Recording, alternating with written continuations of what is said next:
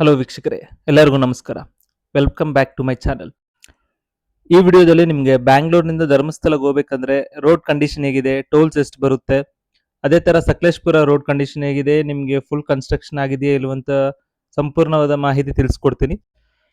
ಮತ್ತೆ ನಮಗೆ ದರ್ಶನ ಹೇಗಾಯ್ತು, ರೂಮ್ ಎಲ್ಲಿ ತಗೊಂಡ್ವಿ, ರೂಮ್ ಕಂಡೀಷನ್ ಹೇಗಿತ್ತು, ಮತ್ತು ಧರ್ಮಸ್ಥಳದಲ್ಲಿ ಪ್ರಸಾದದ ಟೈಮಿಂಗ್ಸ್ ಏನು ಅಂತಲೂ ಇನ್ಫಾರ್ಮೇಶನ್ ತಿಳಿಸ್ಕೊಡ್ತೀನಿ. Let start the video. Starting ಅಲ್ಲಿ ನಿಮಗೆ ನೋಡ್ಬೋದು ಇಲ್ಲಿ ನಾಗಸಂದ್ರ ಟೋಲ್ ಬರುತ್ತೆ. ಸೊ ಬ್ಯಾಂಗ್ಳೂರ್ ಕಡೆಯಿಂದ ಯಾರ್ಯಾರು ಬರ್ತಿದಾರೋ ಐ ಮೀನ್ ವಯ ಗೊರಗುಂಟಪಾಳ್ಯ ಅವ್ರಿಗೆ ಫಸ್ಟ್ ಟೋಲ್ ಬರೋದೇ Nagasandra toll. Around 45 rupees cost ಆಗುತ್ತೆ. ಸೊ ನಾವು ನಾಗಸಂದ್ರ ಟೋಲ್ ಬಿಟ್ಟು ಮುಂದಕ್ಕೆ ಹೋದಾಗ ನೆಲಮಂಗ್ಲ ಲೆಫ್ಟ್ ತಗೊಂಡಾಗ ಫಸ್ಟ್ ಟೋಲ್ ಬರೋದು ಇದೆ ನಿಮಗೆ. Nelamangala Hassan highway first toll. So ಬ್ಯಾಂಗ್ಳೂರ್ನಿಂದ ಬರೋರು ಸೆಕೆಂಡ್ ಟೋಲ್ ಇದು. ಈ ಟೋಲು ನಿಮಗೆ ಮಿನಿಮಮ್ ಆಗೇ ಇರುತ್ತೆ, ಆಲ್ಮೋಸ್ಟ್ 60 to 70 ರುಪೀಸ್ ಇರುತ್ತೆ. ಸೊ ಬೆಳಗ್ಗೆ ಹೊತ್ತು ನಾವು ಬಿಟ್ಟಿದ್ದು ಟ್ರಾಫಿಕ್ ತುಂಬಾ ಇತ್ತು, ಹೆವಿ ಆಗಿತ್ತು ರೋಡ್ ಕನ್ಸ್ಟ್ರಕ್ಷನ್ ನಡೆಯೋದ್ರಿಂದ. ಸೊ ನಾವು 6:30 ಹೊರಟ್ವಿ, ಆದ್ರೂ ಟ್ರಾಫಿಕ್ ಇತ್ತು ತುಂಬಾ. ಸೊ ನಾವು ಫಸ್ಟ್ ಟೋಲ್ ಆಗಿದ ತಕ್ಷಣ ನಾವು ತಿಂಡಿ ತಿನ್ನಕ್ಕೆ ಈ ಸ್ಪಾಟ್ ಅಲ್ಲಿ ನಿಲ್ಸ್ಕೊಂಡ್ವಿ. ಇಲ್ಲಿ ಅಪ್ಪು ಟಿಫಿನ್ ಸೆಂಟರ್ ಇತ್ತು, ಯಾವಾಗಿದ್ರೆ ಟ್ರೈ ಮಾಡಿ, ಚೆನ್ನಾಗಿರುತ್ತೆ.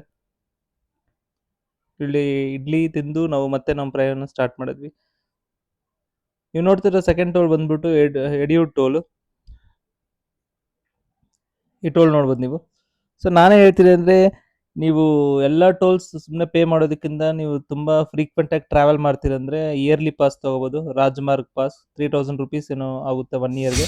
ಸೊ ನಾವು 200 ಟೋಲ್ಸ್ ಫ್ರೀ ಇರುತ್ತೆ, 1 ಇಯರ್ ವ್ಯಾಲಿಡಿಟಿ ಇರುತ್ತೆ. ನಾನೇ ಹೇಳ್ತೀನಿ ಅಂದ್ರೆ, ನಾವು ಯೂಸ್ ಮಾಡಿದ್ರು ಅಟ್ಲೀಸ್ಟ್ ಒಂದು 50% ಯೂಸ್ ಮಾಡಿದ್ರು ಸಾಕು, ನಮಗೆ ಅಮೌಂಟ್ ಬಂದ್ಬಿಡುತ್ತೆ back. Per toll 15 rupees charge ಆದಂಗೆ ಇರುತ್ತೆ, ಇನ್ ಕೇಸ್ 3000 ರುಪೀಸ್ ತಗೊಂಡಿದ್ರೆ ನಾವು.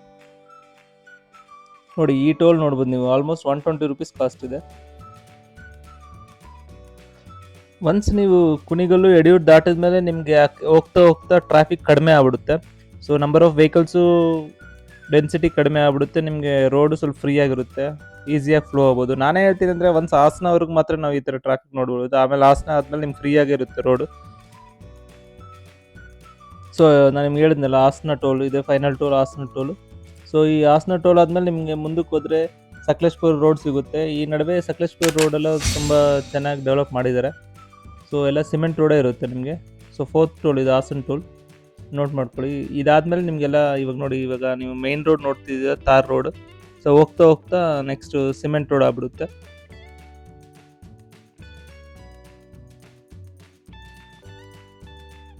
ನಾನೇ ಹೇಳ್ತೀನಿ ಅಂದರೆ, ನೀವು ಧರ್ಮಸ್ಥಳ ಹೊರಡ್ಬೇಕಂದ್ರೆ ಬೆಳಗ್ಗೆ ಹೊತ್ತೇ ಹೊರಟ್ಬಿಡಿ ಅಂತ ಹೇಳ್ತೀನಿ.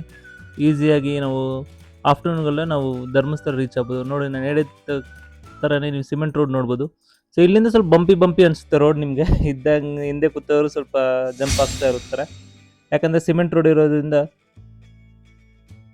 ಸೊ ಇಲ್ಲಿ ಸಕಲೇಶ್ಪುರ ಜಂಕ್ಷನ್ ಒಂದು ಟೋಲ್ ಸಿಗುತ್ತೆ ನಿಮಗೆ, ರೀಸೆಂಟಾಗಿ ಒಂದು ಆಗಿದೆ ಸಿಮೆಂಟ್ ರೋಡ್ ಆದಮೇಲೆ.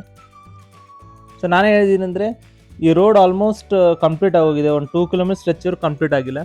ಸೊ ರೈನಿ ಸೀಸನ್ ಸ್ಟಾರ್ಟ್ ಆಗೋಷ್ಟರಲ್ಲಿ ರೋಡ್ ಕಂಪ್ಲೀಟ್ ಆಗ್ಬಿಡುತ್ತೆ ಅಂತ ಹೇಳ್ತೀನಿ. ಮುಂದೆ ಒಂದು 2 ಕಿಲೋಮೀಟರ್ ಸ್ಟ್ರೆಚ್ ಮಾತ್ರ ನಿಮಗೆ ಒನ್ ವೇ ಫುಲ್ ಕಂಪ್ಲೀಟ್ ಆಗಿಲ್ಲ, ಒನ್ ವೇ ಕಂಪ್ಲೀಟ್ ಆಗಿದೆ. ಸೊ ಅಲ್ಲೇ ಒನ್ ವೇಯಲ್ಲೇ ಬಿಡ್ತಾರೆ 2 ವೆಹಿಕಲ್ಸು. ನಾನು ನಿಮ್ಗೆ ತೋರಿಸ್ಕೊಡ್ತೀನಿ ಮುಂದೆ ಹೇಗಿದೆ ಅಂತ ಹೇಳ್ಬಿಟ್ಟು ಕಂಡೀಷನ್ಸು. ನಾನು ಹೇಳಿದ ಸ್ಪಾಟು ನಿಮಗೆ ಹೈಲೈಟ್ ಮಾಡ್ತೀನಿ ಹೇಳಿ. ನೋಡಿ ಹೇಳ್ತಾರೆ ನೋಡಿ, ಸಿಮೆಂಟ್ ರೋಡ್ ಡಬಲ್ ರೋಡ್ ಆಗಿರೋದ್ರಿಂದ ತುಂಬ ಫಾಸ್ಟಾಗೂ ಹೋಗ್ತಿರ್ತಾರೆ ವೆಹಿಕಲ್ಸು.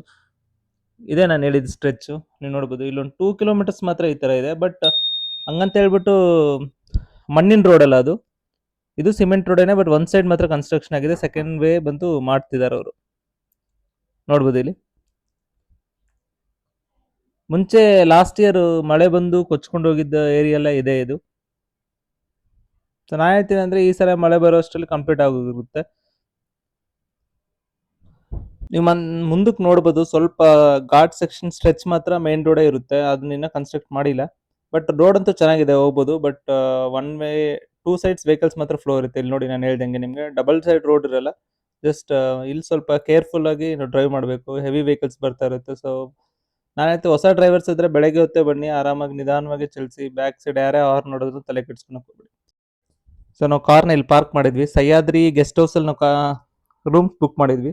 ಸೊ ನಿಮಗೆ ರೂಮ್ಸ್ ಹೇಗೆ ಬುಕ್ ಮಾಡಬೇಕಂತ ಇನ್ಫಾರ್ಮೇಷನ್ ಬೇಕಾದ್ರೂ ನಾನು ಡಿಸ್ಕ್ರಿಪ್ಷನಲ್ಲಿ ವಿಡಿಯೋ ಲಿಂಕ್ ಬಿಟ್ಟಿರ್ತೀನಿ, ನಾನು ಅದೊಂದು ವಿಡಿಯೋ ಮಾಡಿದ್ದೀನಿ. ಸೊ ನೀವು ಆ ವಿಡಿಯೋ ಗೋತ್ರೂ ಮಾಡ್ಬೋದು, ಈಸಿಯಾಗಿ ರೂಮ್ಸ್ ಬುಕ್ ಮಾಡ್ಕೋಬೋದು. ಸೊ ಸಹ್ಯಾದ್ರಿ ಗೆಸ್ಟ್ ಹೌಸ್ ನಾವು ಬುಕ್ ಮಾಡಿದ್ವಿ, ಇದು ಸೆಕೆಂಡ್ ಟೈಮ್ ನಾವು ಬರ್ತಿರೋದು ಇಲ್ಲಿ. ಸೊ ಗೆಸ್ಟ್ ಹೌಸ್ ನೀಟಾಗೂ ಇದೆ, ಸೂಪರ್ ಆಗಿದೆ. ಅದರ ಎದುರುಗಡೆ ನಿಮಗೆ ಇನ್ ಕೇಸ್ ನೀವು ರೀಚ್ ಆದಾಗ ಲಂಚ್ ಗಿಂಚ್ ಮಾಡ್ಬೇಕಂದ್ರೂ ಪಕ್ಕದಲ್ಲೇ ಒಳ್ಳೆ ಹೋಟೆಲ್ ಇದೆ, ಅತಿಥಿ ರೆಸ್ಟೋರೆಂಟ್, ಟ್ರೈ ಮಾಡ್ಬೋದು. ಸೊ ಇಲ್ಲಿದೆ ಸಹ್ಯಾದ್ರಿ ಗೆಸ್ಟ್ ಹೌಸ್ ಕೂಪನ್ ಇದು. ಸೊ ಒನ್ಸ್ ನೀವು ಎಂಟ್ರ್ ಆಗಿದ ತಕ್ಷಣ ನಿಮಗೆ ರಿಸೆಪ್ಷನ್ ಕೌಂಟರ್ ಸೆಕ್ಷನ್ ಇರುತ್ತೆ. ನೀವು 1000 ರುಪೀಸ್ ರೂಮ್ ಬುಕ್ ಮಾಡಿದ್ವಿ ನಾವು, 500 ರುಪೀಸ್ ಡೆಪಾಸಿಟ್ ಮಾಡಬೇಕಾಗುತ್ತೆ, ಸೆಕ್ಯೂರಿಟಿ ಡೆಪಾಸಿಟ್ಸ್. ಒನ್ಸ್ ನಾವು ವೆಕೇಟ್ ಮಾಡಿದಾಗ ಅಮೌಂಟ್ ಕೊಟ್ಬಿಡ್ತಾರೆ. ಇಲ್ಲಿ ಜಸ್ಟ್ ನೀವು ಆಧಾರ್ ಕಾರ್ಡ್ ಆಗಲಿ ನಿಮ್ಮ ಪ್ರೂಫ್ ಸಬ್ಮಿಟ್ ಮಾಡಬೇಕಾಗುತ್ತೆ. ಸೊ ಕೀಸ್ ಇಲ್ಲಿ ಕಲೆಕ್ಟ್ ಮಾಡಿಕೊಂಡು ನಾವು ಒನ್ಸ್ ರೂಮ್ಗೆ ಹೊಟ್ವಿ. ಸೊ ನೀವು ನೋಡ್ಬೋದು ರೂಮ್ ಹೇಗಿದೆ ಅಂತ ಹೇಳ್ಬಿಟ್ಟು. ಸೊ ನಿಮಗೆ ಅಪಾರ್ಟ್ ಫ್ರಮ್ 4 ಬೆಡ್ಸ್ 2 ದಿಂಬಿರುತ್ತೆ, ಒಂದು ಸಾಪೇನೂ ಕೊಟ್ಟಿರ್ತಾರೆ, ಟೇಬಲು ಇದೆ, ಕಬೋರ್ಡು ಇದೆ. ಸೊ ಫಸ್ಟ್ ನಾವು ರೂಮ್ ಚೆಕ್ ಇನ್ ಮಾಡಿದ ತಕ್ಷಣ ಎಲ್ಲೇ ಆಗಲಿ ಹೋಗಿ ನೋಡೋದೇ ಬಾತ್ರೂಮ್. ಸೊ ಬಾತ್ರೂಮ್ ನೀಟಾಗೆ ಮೇಂಟೈನ್ ಮಾಡಿದ್ರು, ನಮ್ಮ ಮುಂದೆ ನಿಮ್ಗೆ ತೋರಿಸ್ತೀನಿ. ನೀಟಾಗಿ ಮೇಂಟೈನ್ ಮಾಡಿದ್ರು, ಬಟ್ ಚೆನ್ನಾಗೂ ಇತ್ತು ಹೇಳಬೇಕಾದ್ರೆ. ಇಲ್ಲಿ ಇನ್ನೊಂದೇನೆಂದರೆ 2 ಅವರ್ಸ್ ಮುಂಚೆನೇ ನಾವು ಚೆಕ್ ಇನ್ ಆಗಿದ್ವಿ, ಅದ್ರ ಬಗ್ಗೆ ಏನು ರೆಸ್ಟ್ರಿಕ್ಷನ್ಸ್ ಏನಿರಲಿಲ್ಲ. ನೀವು ನೋಡ್ಬೋದು ರೂಮು ಚೆನ್ನಾಗೇ ಇತ್ತು, ನೀಟಾಗಿ ಮೇಂಟೈನ್ ಮಾಡಿದ್ರು.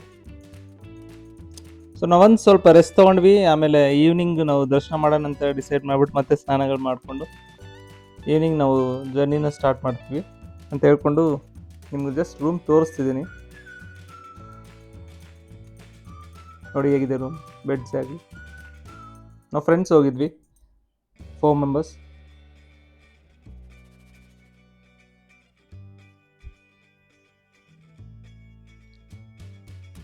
ಆಚೆ ಕಡೆನೂ ಚೆನ್ನಾಗಿರುತ್ತೆ, ನಿಮಗೆ ಕ್ಲೀನಾಗಿ ಪ್ಲೆಸೆಂಟಾಗಿರುತ್ತೆ.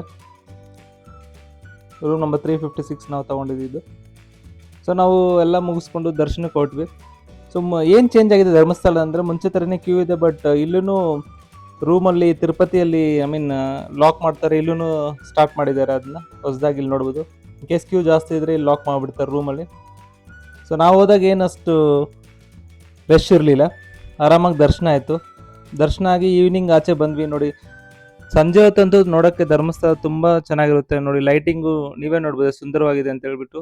ಇದು ತೇರು ಇತ್ತು ಆಚೆ, ಇಲ್ಲಿ ನೋಡಿ ಎಷ್ಟು ಚೆನ್ನಾಗಿದೆ ಅಂತ ಇನ್ನೊಂದು ಶಾರ್ಟ್ ತೆಗೆದಿದ್ದೀನಿ ನಾನು. ಸೊ ಈವ್ನಿಂಗ್ ಹೊತ್ತಂತೂ ತುಂಬ ಚೆನ್ನಾಗಿರುತ್ತೆ ನೋಡೋಕ್ಕೆ ಧರ್ಮಸ್ಥಳ. ಸೊ ಒನ್ಸ್ ನಾವು ದರ್ಶನ ಆದಮೇಲೆ 7 ಗಂಟೆ ಆಗಿತ್ತು. ಸೊ 7 ಗಂಟೆಗೆ ನಾವು ಅನ್ನಪ್ರಸಾದ ತಿನ್ನೋಣ ಅಂತ ಹೇಳ್ಬಿಟ್ಟು, ನೈಟ್ ಚೆನ್ನಾಗಿರುತ್ತೆ ಅಂತ ಹೇಳ್ಬಿಟ್ಟು ಹೊರಟ್ವಿ. ಸೊ ನಿಮ್ಗೆ ಟೈಮಿಂಗ್ಸು ಹೇಳ್ಕೊಡ್ತೀನಿ ಇಲ್ಲಿ, ಎಷ್ಟು ಗಂಟೆಗೆ ನಾವು ಹೋಗ್ಬೋದು, ಎಷ್ಟು ಗಂಟೆಗೆ ಪ್ರಸಾದ ಸಿಗುತ್ತೆ ಅಂತ. ಇನ್ ಕೇಸ್ ಬೆಳಗ್ಗೆ ಆದರೆ ನಿಮಗೆ 11 o'clock ಮೇಲೆ ಸ್ಟಾರ್ಟ್ ಆಗುತ್ತೆ, ಅದೇ ಈವ್ನಿಂಗ್ ಆದರೆ ನಿಮಗೆ 7 o'clock ಮೇಲೆ ಸ್ಟಾರ್ಟ್ ಆಗುತ್ತೆ. ನೋಡಿ ಇಲ್ಲಿ ಬೋರ್ಡು ಬೇರೆ ಹಾಕಿರ್ತಾರೆ. ಸೊ ದರ್ಶನ ಆಗಿದ ತಕ್ಷಣ ನೀವು ಸ್ವಲ್ಪ ಮುಂದಕ್ಕೆ ಬಂದು ಲೆಫ್ಟ್ ಸೈಡ್ ನೋಡಿದ್ರೆ ವೇ ಟು ಡೈನಿಂಗ್ ಹಾಲ್ ಅಂತ ಬೋರ್ಡ್ ಇರುತ್ತೆ, ಅದ್ರ ಪಕ್ಕನೇ ಟೈಮಿಂಗ್ಸು ಇರುತ್ತೆ, ನೋಡ್ಬೋದು ಇಲ್ಲಿ. ನೋಡಿ ಬೆಳಗ್ಗೆ 11 ಸ್ಟಾರ್ಟು, ಮತ್ತು ಈವ್ನಿಂಗ್ 7 PM ಅಂತ. ಮತ್ತೆ ಇನ್ನೊಂದು ಏನು ಚೇಂಜಸ್ ಅಂದರೆ, ಮುಂಚೆ ಕೆಳಗಡೆ ಕುತ್ಕೊಂಡು ತಿಂತಿದ್ವಿ, ಈಗ ಟೇಬಲ್ ಸಿಸ್ಟಮ್ ತಂದುಬಿಟ್ಟಿದ್ದಾರೆ. ಸೊ ಈಸಿಯಾಗಿ ಯಾರಿಗನ ಮೊಣಕಾಲು ನೋವು ಇದ್ರೂ, ಏಜ್ ಆಗಿದ್ರೂ ಈಸಿಯಾಗಿ ತಿನ್ಬೋದು ಆರಾಮಾಗಿ ಟೇಬಲ್ ಮೇಲೆ ಕೂತ್ಕೊಂಡು. ಸೊ ಇಲ್ಲಿ ಪಾಯಸ ಕೊಟ್ಟಿದ್ರು ಫಸ್ಟ್, ಆಮೇಲೆ ಅನ್ನ, ಕುಂಬಳಕಾಯಿ ಸಾಂಬಾರು ಕೊಟ್ಟಿದ್ರು. ಸೊ ಚೆನ್ನಾಗಿತ್ತು ನಮ್ಮ ದರ್ಶನ, ಪ್ರಸಾದನೂ ಚೆನ್ನಾಗಿತ್ತು. ಗೈಸ್ ಇನ್ ಕೇಸ್ ನಿಮ್ಗೆ ಏನೋ ಡೌಟ್ಸ್ ಇದ್ದರೆ ನಾನು ಕಮೆಂಟ್ ಸೆಕ್ಷನಲ್ಲಿ ಪಿಂಗ್ ಮಾಡಿ, ನಾನು ನಿಮಗೆ ರಿಪ್ಲೈ ಮಾಡ್ತೀನಿ. Thanks for watching this video guys. Thank you for your valuable time. Om Shri Manjunatha ನಮಃ. Thank you. ಬಾಯ್.